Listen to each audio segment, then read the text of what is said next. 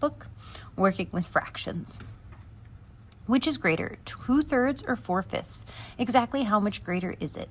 If you want to compare, add, or subtract two fractions, you can rewrite them so they both have the same denominator. To do this, 1, we want to find the least common multiple of the denominators of the fractions. So that's step 1. Then step 2 is to multiply the numerator and the denominator for each fraction by the same number, so the denominators are the same. So you're going to find those equivalent fractions. So we changed 2/3 into 10/15 and 4/5 into 12/15.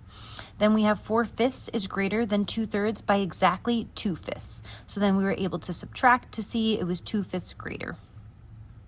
So for number 1, you're going to find the least common multiple of each pair. Remember, multiples skip count out.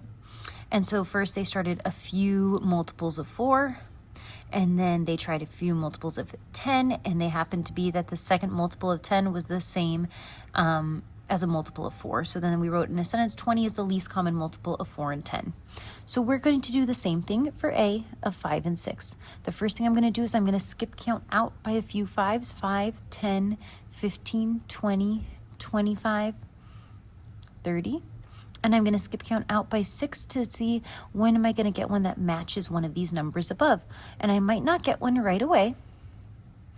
And if I don't, I might need to skip count out more. So I have 6, 12, 18, 24, 30. Oh, it looks like there I have a match. So then I'm going to write my sentence. 30 is the LCM of 5 and 6. You're going to do the same thing for B. List out the multiples of 2 and list out some multiples of 7, and then write in a sentence blank is the LCM for 2 and 7. And you're going to fill in that blank after you find out that least common multiple. Number 2, add or subtract the fractions by rewriting them so they have common denominators. Hint, use the information from problem 1 to help you. So notice these denominators are 4 and 10, so I already found the least common multiple. It was 20, and look, we used it here. So for A, it's 5 and 6. We have 4/5 plus 5, 6, and we already found the least common multiple of 5 and 6. It was 30. So I need to change both of these fractions to be denominators of 30, find that equivalent fraction and multiply. Rewrite the fraction. This was times 6, 6, use that giant 1, and times 5/5, and then add. And then for B, you're going to use the answer that you found up here for least common multiple to do the same thing. Rewrite and then subtract. Next, you might need to find the greatest common factor sometimes if we are simplifying. So use extra paper if you need more space. So factors, remember, go in. Multiples skip count out, factors go in.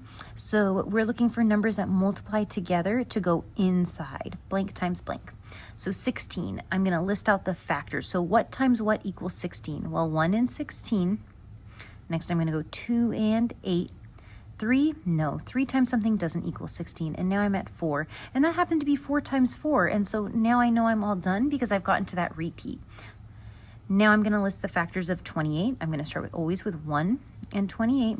Then I'm going to see 2 times what? Oh, 2 times 14. And then 3, does 3 times something equal 28? No. What about 4? 4 times something is 28? Yes, I have 4 times 7. I'm going to pause this video and we'll continue in just a second. We'll have to press on the next video. This is Miss Edgerton. Hello.